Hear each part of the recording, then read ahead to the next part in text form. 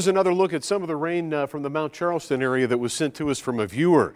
13 Action News reporter Brian Callahan is live right now in the northwest part of the valley, which is one of the areas that saw some rain a little bit earlier. Brian. Yeah, actually, that video you're showing is the reason they have this flash flood warning sign up for anybody heading up Mount Charleston, warning them to expect those conditions all week. You can see the hazy skies up there along the mountain where all that water fell, causing the problems near some of those homes. And we are being told, as Brian said, to expect that water to make its way down the mountain here into the washes and into the valley. Right now, these washes at the bottom of the mountain are very dry at this point, as we are expecting more storms to come through to fill these up a little later tonight. Reporting live, Brian Callahan, 13 Action News.